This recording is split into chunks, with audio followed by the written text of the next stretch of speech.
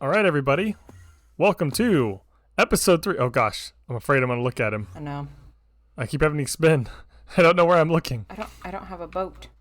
It's okay. It's okay. We're all right. We're all right. He's back there. Let's look. Let's just look this way. We'll be safer. Welcome to episode 3 of Base Survival.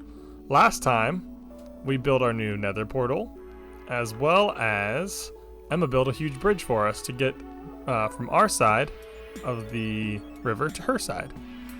So, if you remember last time, we talked about what this was for. All right, obviously, it's our portal. But that's not all. If you go upstairs here, this room is going to be our potion brewing room. Part of that, I've already done a little bit of an interior, includes our nether wart farm. So this will be a good access to nether wart. As you can see, all of this is grown, so we'll have to harvest some more. But we've already got a good amount built up here. So the other thing this building is being used for, you can hear the zombies noises being made by our parrot.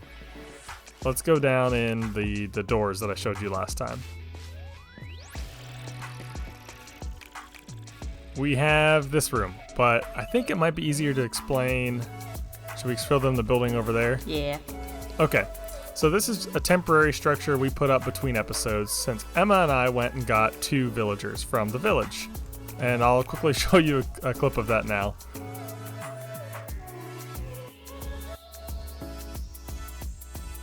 Overall, it was pretty successful. As you can see, we have this nice little structure here.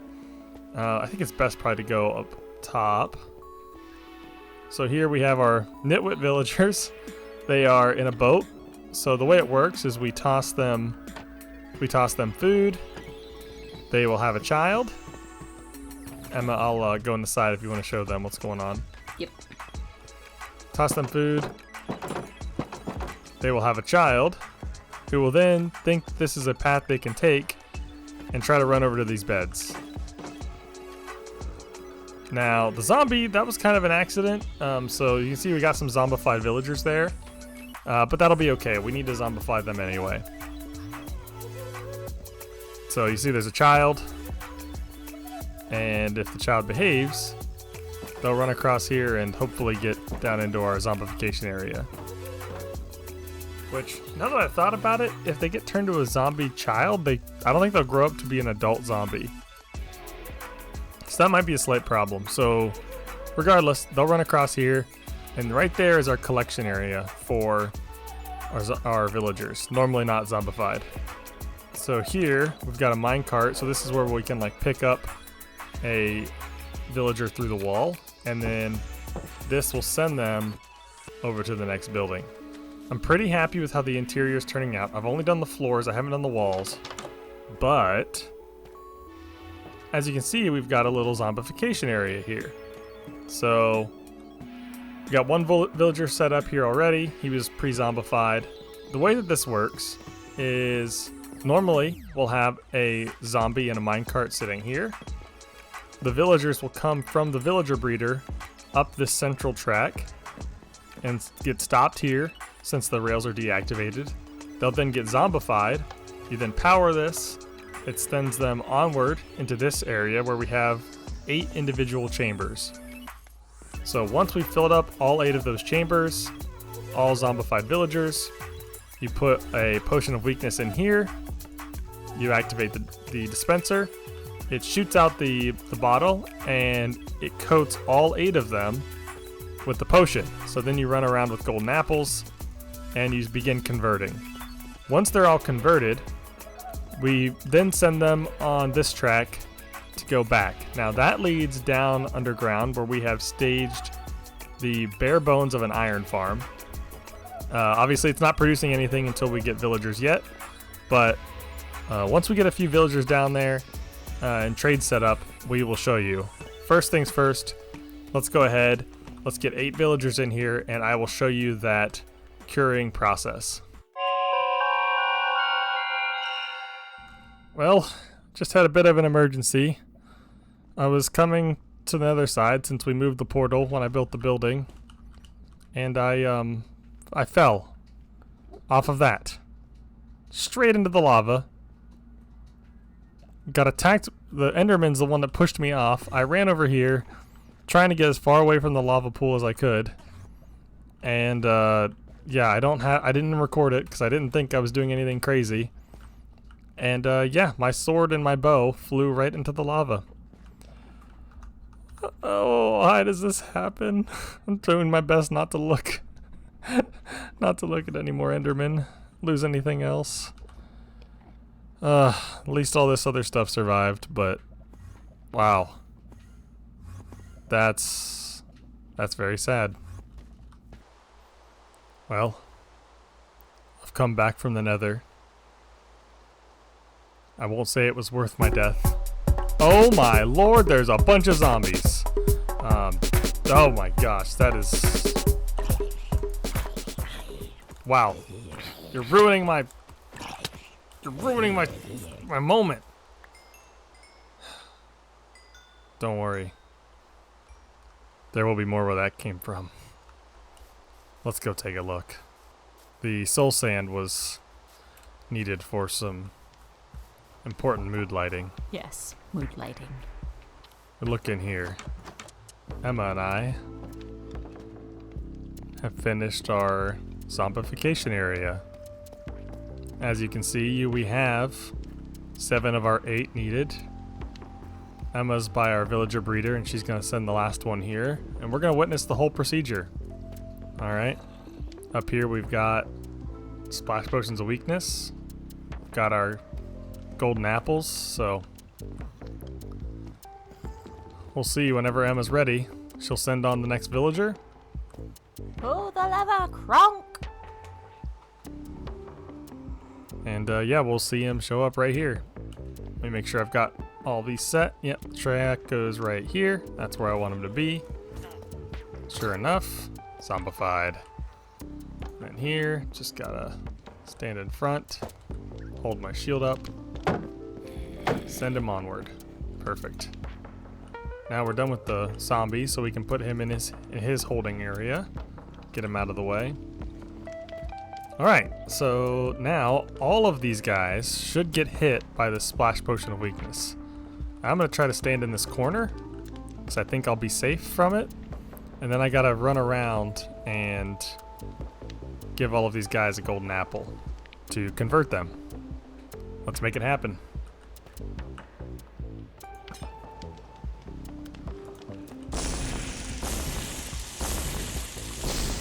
Dinner time, and only apples are for dinner. Oh my gosh. Perfect. It worked on all 8 of them. So now we wait. But yeah, this is how it's gonna work. And then after we're done, we'll start sending them off one by one down this track, which leads down to the iron farm, which still needs to be set up and decorated and all that, but at this point, we just need to get a flow of iron in, because that'll make these kind of projects go much quicker. All the iron and gold and redstone for this was mined by hand. So yeah, I'm excited. But what do you think of the moody room? I think it was worth it. I'm sad about my sword and my bow. Those are the 2 things that I lost, but considering this is the end result, I'm pretty happy.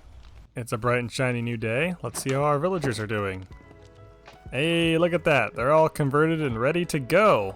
I also added a little bit easier way underneath here, so I can get to this side without getting my face ripped off by zombies. So anyway, we're going to start with this front guy, sending him on down towards the iron farm.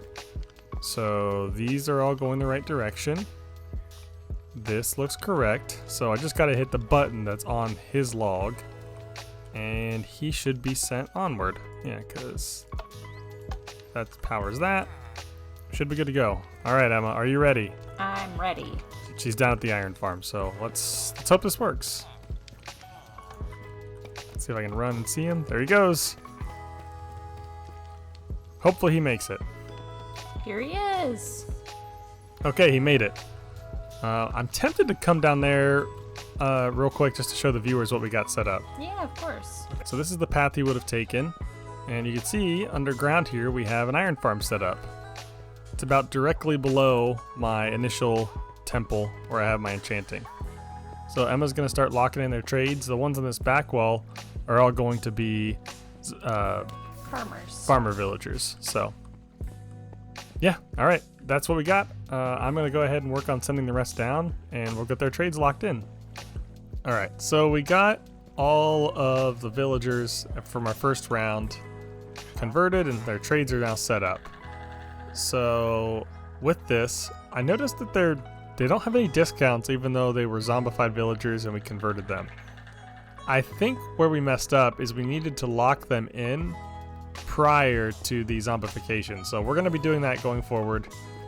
Not a big deal since these are our farmers, so it's going to be more important that we do that on all of our librarians, which are going to be sitting on these sides here. So one more farmer to go, and then we've got librarians to go from there.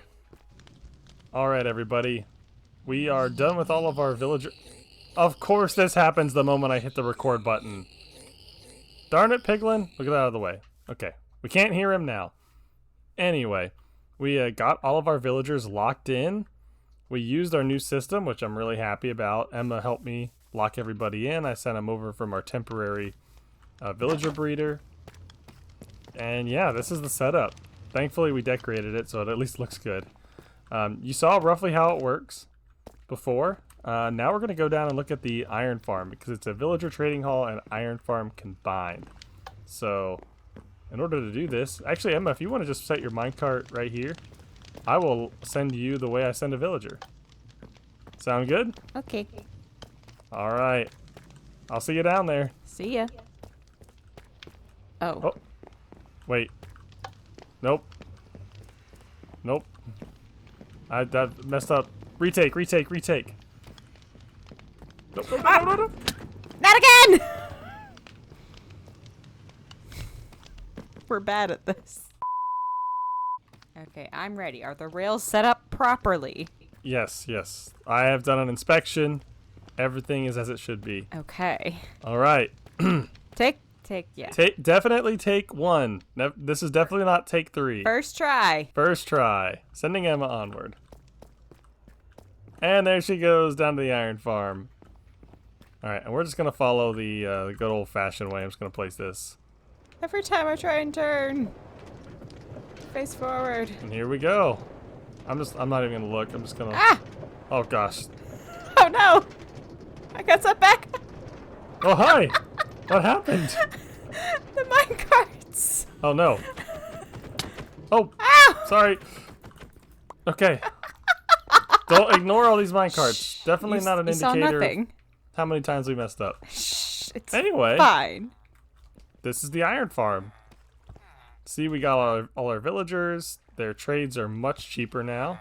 Silk touch for 1 emerald. Efficiency 4. I mean, we got all the good stuff. We'll have to go around and label these. And just like that, music to my ears. You come here. We see that the iron farm is working. We got iron building up. I love all the random fish. And look at that. That's pretty good. This is actually from the iron farm too, but I was doing a quick AFK session and that's what I got. I was very happy. So now we don't have to worry about mining iron. Unless it's for decoration. Mm-hmm. So that's huge. We have the librarians here, then we have farmer villagers. That way we can make emeralds by selling them different crops. So there's obviously a lot of cleanup here. Maybe we'll decorate this, but honestly... Oh, this is too close. This is more of a functional farm for me. We'll make pretty farms when it's time, but this is not one of those times. It's a little too early for me to be worrying about decorating an entire iron farm. So maybe later. But next up, the one thing that we're missing is a good source of experience. And when I was caving and collecting iron, to get the hopper, the hoppers I have, and collecting gold for all of the zombie curing, I found something. And it might just be the temporary solution to our lack of XP. Let me show you quick. So if you go right around this corner where I have these 2 torches, you might see something. And it's not the slime. Oh! I found a skelly spawner. Ooh, we love a skelly spawner. Now, something was messed up with it. No chests generated with it, but... Oh, that's rude. Skelly spawners are so nice because not only is it a good source of, like, pre-enchanted bows, you get arrows, bones, and the main thing we need, XP. So, I'm pretty excited for that. Yeah, I think the process of making these little XP farms is kind of boring. So what I'll do is I'll get it carved out and probably working nice, and then if we decorate it, I will take some time and, you know, bring everyone at home on board and show them what we're doing. But for now, I think the plan is just to make this functional. This is Base Bane from the future. This is our skelly spawner that we had initially found. And you can see it working there. It's kind of dark, and I'm sure YouTube compression will not help. But this is how we've got it set up. This is where they'll fall down. They get kind of launched up this corner, come around, bam. And down here is where we get all the drops. Now, this is quite a ways in the future from when the episode was recorded. But we've upgraded this. We're now all of this. This is like all the non-stackable items. This is all the bones. These are all the arrows. We've got sorting systems there. And then in here is where we keep all the extra bows that we've crafted down. But overall, it's a great XP setup. Definitely good for what we started with. And I'm overall pretty happy with the room. Nothing too fancy, but it gets the job done, and I like the look. Alright, let's go back to the episode. Okay, so the next thing that we are going to work on is our bridge connection. We talked about it last time. Over here, Emma made this wonderful bridge, and I haven't done anything with it yet. We've done a lot of work with villagers, a lot of work with our XP farm, but we need to prepare for our next build. So that's going to involve making a cliff here, and I'm going to also clear a bunch of the trees and whatnot right behind me and make room for the actual build. So we're gonna do that. We'll include a little time lapse where you'll see me adding blocks and taking trees down and all that fun stuff. And afterwards, we'll talk more about the build because there's some cool details on it that I want to point out, and it's really gonna help connect up my base and Emma's base. So, all right, time for me to get started.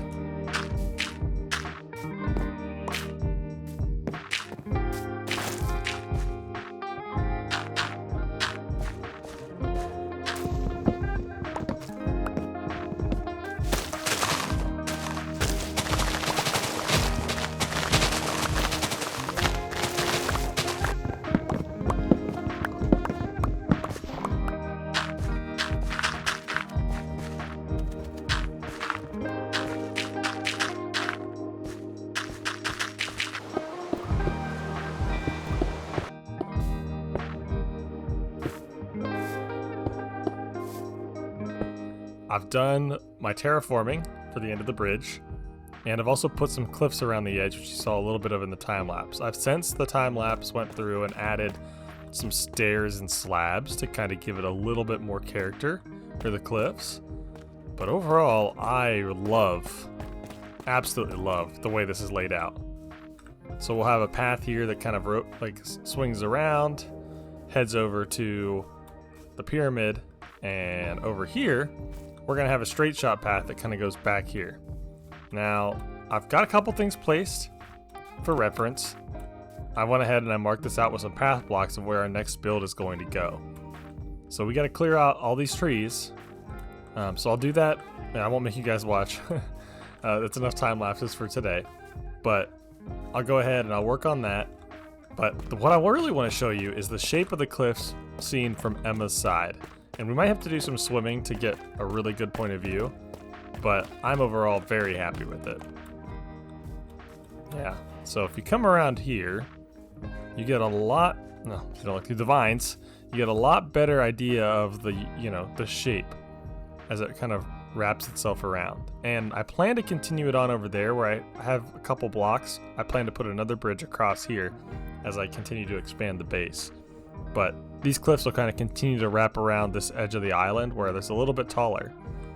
Right now there's not really any texturing. It's mostly just using shadows and depth to kind of create the unique shape and look. Later we might go back in and add some other blocks for some variation, make it blend together, but I am really happy with what I've done here. We have cleared out an area for our next build. I've got the majority of the materials gathered, so the next step is to actually put this build in the world, and it's going to be framed really nicely between these trees in this area. So you'll see Emma's also been working on the path for us, so our bases are now feeling much more well connected. Here's where the path is going to go, where she has it marked out. But this is roughly the size of the build I'm going to put in the world. Not quite as big as the one we did last episode, but it really leans into that Mesoamerican building architecture, and I am really excited. So I think I'm just going to go ahead and build it, and whenever I spin back around, you'll have something cool to look at. And just like that, we've got a structure built, and isn't that magnificent? Let's take a look here. So this is going to be our super smelter building. That way we can get a ton of our resources smelted down to what we need it to be. It's also going to be a place for our pandas to stay. Got a couple additional rooms up top here.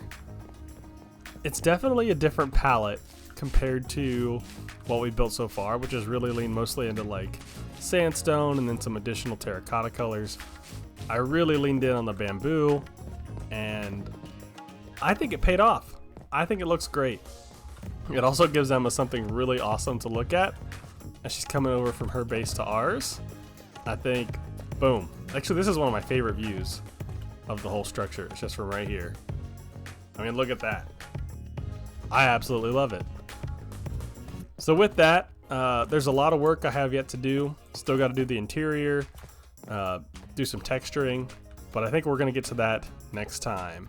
So I want to take this moment to say thank you all so much for watching the episode. I hope you enjoyed it. We have a lot that we've done in this world that we haven't recorded for.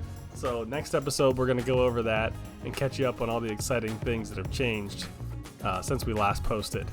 But I appreciate your time. I hope you have a great day, and we'll see you next time. Bye, everybody.